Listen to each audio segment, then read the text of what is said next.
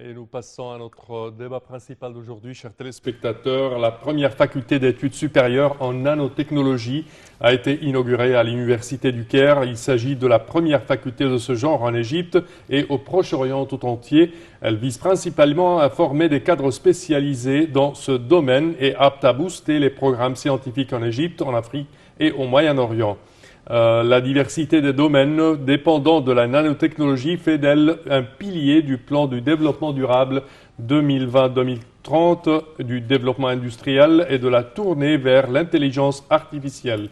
Et pour mieux aborder ce sujet, mesdames et messieurs, nous avons le plaisir d'accueillir au bout du fil Dr Huda Mohamed Abouchadi, professeur de physique nucléaire et de radiation et vice-doyenne à la faculté de nanotechnologie. Bonjour, Dr Huda.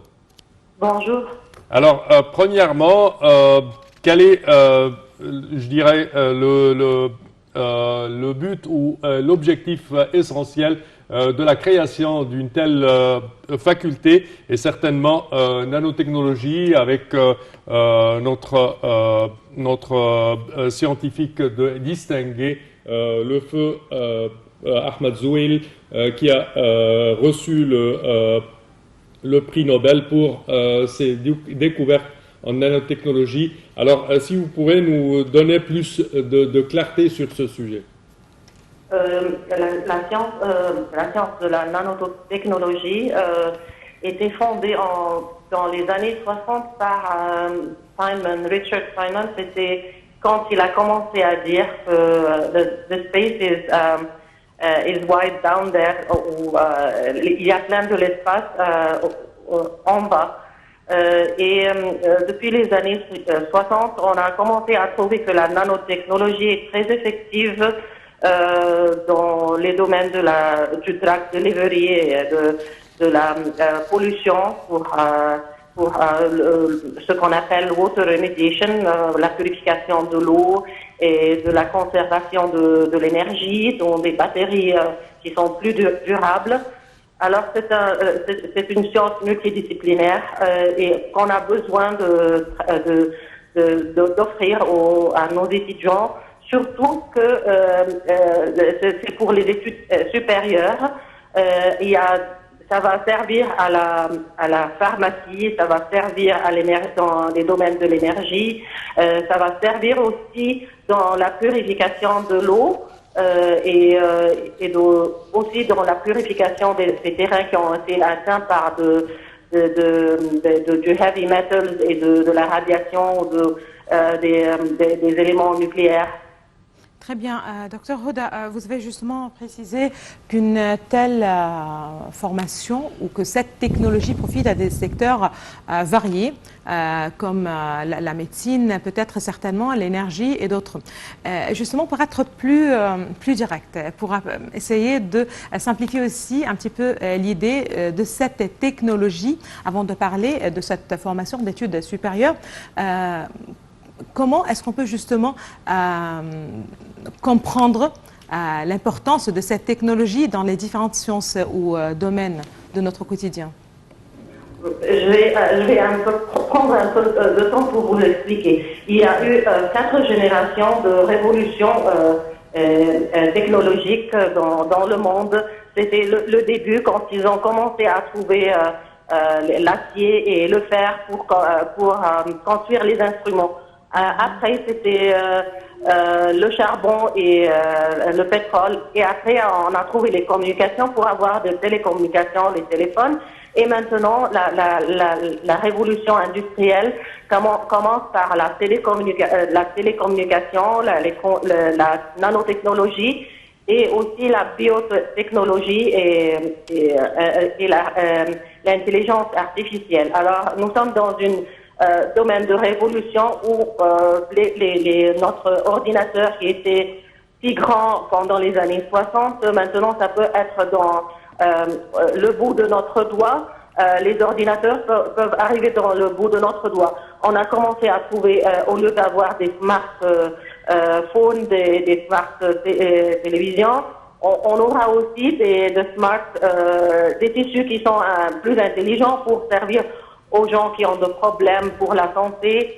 là, la nanotechnologie a commencé à fonder une nouvelle industrie de nouveaux idées et il aura aussi il y aura beaucoup de difficultés aussi pour organiser les étiquettes ou les ethics principles pour cette technologie-là où on n'aura plus de limites parce que nos informations seront available partout. Sont disponibles. De toute façon, si on parle... n'aura pas we will not have any confidentiality with the nanotechnology and the other technology. Voilà. Pardon parce que j'ai utilisé les mots en anglais. Mais c'est très impressionnant. Mais là, avec la nanotechnologie, il n'y aura plus de limites parce que ça rentre dans tous les disciplines. Très bien, voilà, c'est très impressionnant en fait. Parfait. Voilà. Dr Hoda, comment est-ce que la nanotechnologie quand même doit-elle redéfinir la nation des sciences à l'avenir et comment pourra-t-elle être un moteur pour l'économie mondiale, surtout dans le domaine de la production d'énergie? Je crois qu'on n'a pas de mal de recherche en Égypte en nanotechnologie. Pendant l'inauguration, notre ministre de l'Éducation supérieure a déjà annoncé que l'Égypte prend la place numéro 16 dans la publication en nanotechnologie. Et alors, il y a pas mal de patents ou de prototypes, surtout dans la production de l'énergie pour les batteries. Et ça peut, si on a ce qu'on appelle du marketing pour nos idées ou nos patents, ça va nous donner beaucoup de revenus. Mais ça coûte très cher. Ces technologies coûtent très cher, surtout pour l'éducation supérieure. Alors, on doit bien penser qu'est-ce qui va nous servir dans l'avenir. Je crois que la purification de l'eau sera plus bénéfique. Très bien. Justement, une technologie coûteuse. Est-ce que c'est le cas aussi pour la formation? Est-ce que la formation aussi sera assez coûteuse pour les étudiants? Ça, c'est d'un côté. De l'autre côté, est-ce qu'il y a des caractéristiques un petit peu particulières pour les étudiants, voilà, ceux qui aimeraient bien continuer dans ce domaine de nanotechnologie? Oui, la technologie et les instruments sont très coûteux. Alors, on a formé trois layers pour l'éducation. Il y a ceux qui vont apprendre aux élèves et les élèves, après qu'ils prennent leur bonne formation, ils vont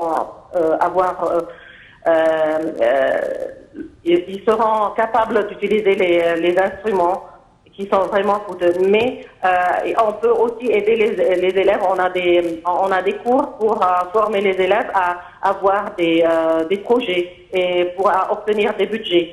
Et là, lorsqu'ils commenceront à avoir des budgets, ils peuvent facilement utiliser des instruments qui sont coûteux ou même importer des matières ou apprendre à faire des produits qui seront très utiles, surtout dans les domaines de la pharmacie et les domaines de la nanophysique ou dans l'industrie. Parce que ça sert aussi dans les industries de ce qu'on appelle les colorants.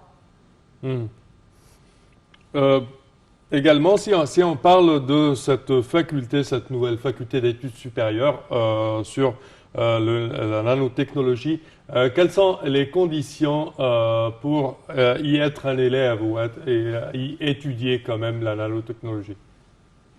Simplement, vous devez avoir excellent ou très bien si comme vous mention, avez obtenu oui. comme mention. Oui. Exactement. Et si vous avez eu assez bien, vous pouvez faire un petit diplôme d'un an et vous continuez pour faire votre master. On sert 3 genres de master master de XNEM, c'était pour l'énergie et aussi pour ça va servir aussi pour l'ingénierie. Et la nanotechnologie, ça va faire pour tout le monde, pour les gens qui font des études en agriculture, de la science, de la pharmacie, même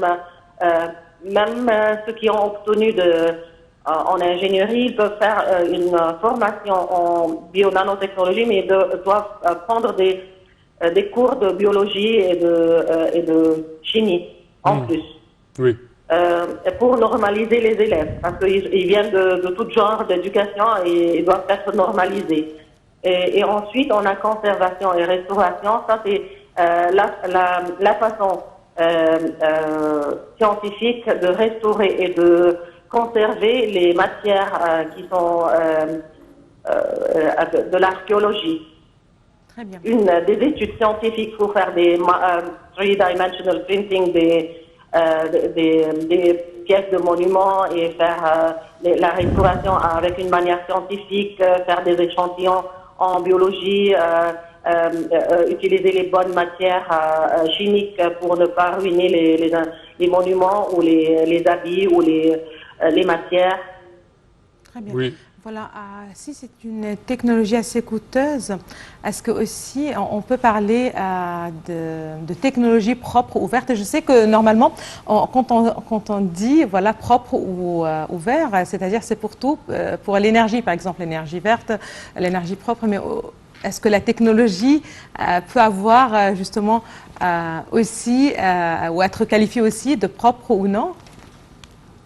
Si on commence à utiliser les batteries formées par des nanomatériaux ou des matériaux qui sont en nanoforme, ça sera, bien sûr, on aura de l'énergie verte et on peut même avoir, nous sommes en train d'avoir une phase de former aussi un diplôme en solar energy, l'énergie solaire, qui utilise des solar panels qui sont formés par des matériaux en nanoforme. Ça me donne l'idée que cette faculté où la science de la nanotechnologie où elle a déjà entrepris un changement radical dans les sciences de par le monde entier, n'est-ce pas? Ça a commencé vraiment à changer tout. Je vais vous décrire un exemple. Pendant les années 90 ou les années 2000, on avait notre ordinateur et notre laptop, c'était plus grands et plus lourds. Oui. Maintenant, avec même ce qu'on appelle les processeurs, c'était très grand. Maintenant, le processeur, ça peut être en forme d'un bout de doigt. Et c'est trop petit. Et alors, maintenant, on a des téléphones qui étaient si grands comme les chaussures. Maintenant, les portables sont en forme de petites montres dans vos mains. Et alors, c'est ça la technologie. Ça commence à diminuer en size, en volume et même en poids.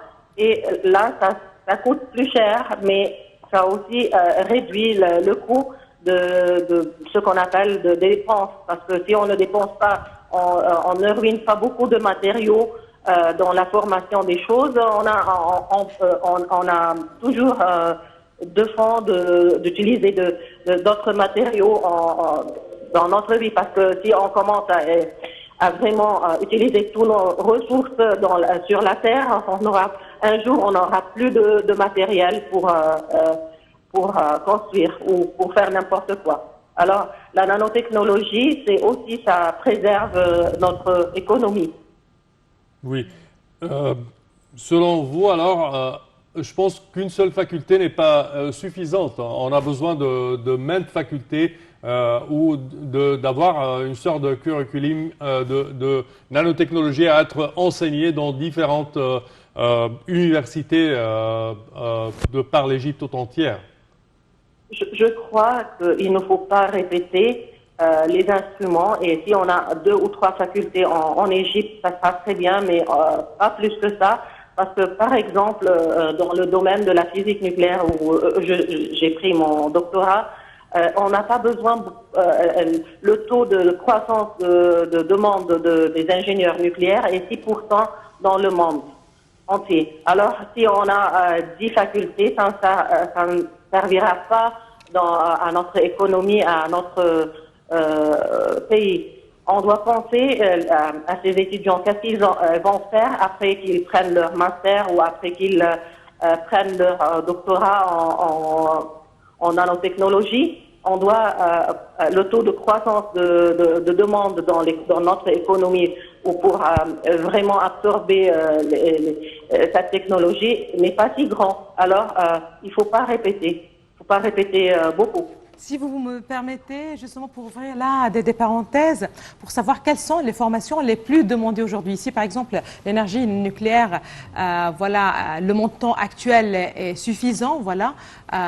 Quelles sont les formations les plus demandées, les plus importantes pour le futur? Les formations les plus demandées, les technologies. La télécommunication, l'intelligence artificielle, la physique médicale, la physique médicale, la radioprotection. Si on va construire les réacteurs nucléaires, on aura besoin de la physique médicale, de health physics, de radioprotection, et on aura aussi besoin en technologie de nano et la taxonomie des matériaux de nano et la pharmacie de drug delivery des nanomatériaux. Voilà, la pharmacie aussi, donc un recul pour les autres disciplines où voilà, ça va se marier avec d'autres disciplines comme l'économie à titre d'exemple. Ça va affecter bien sûr. Par exemple, vous savez, maintenant il y a des montres qui peuvent vous prendre la tension et prendre les battements du cœur, vous dire que vous avez un peu de hypoglycémie ou ça peut vous demander ça. Maintenant, même les médicaments peuvent être donnés en forme de nanomatériaux qui peuvent être absorbés par la peau. Voilà, la place de l'homme, le recul, docteur Hoda. Pardon? La place de l'homme, de l'être humain, voilà, recule un petit peu aussi. Oui. C'est vrai. On aura moins des êtres humains pour travailler, malheureusement. Malheureusement, voilà. C'est critique quand même, ça reste un petit peu critique. Voilà, mais ça c'est le coût de l'évolution, du développement en général. Mais ça aussi la nanotechnologie et toutes ces technologies qui sont interconnectées parce que la nanotechnologie est très affectée par l'artificial intelligence, ça affecte aussi des industries. Oui. Il y aura beaucoup de ce qu'on appelle effets qui seront vraiment nuits par cette technologie. Parfait. Oui. Docteur Hoda.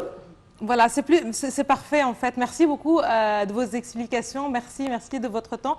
Voilà, c'était très clair, j'imagine. Voilà, une technologie ou une spécialité assez compliquée qu'on a pu justement bien comprendre et assimiler. Merci beaucoup à vous, docteur Hoda Mohamed Abouchehdi. Vous êtes professeur de physique nucléaire et de radiation, vice-doyenne de la faculté de nanotechnologie. Merci beaucoup de vos précisions encore une fois.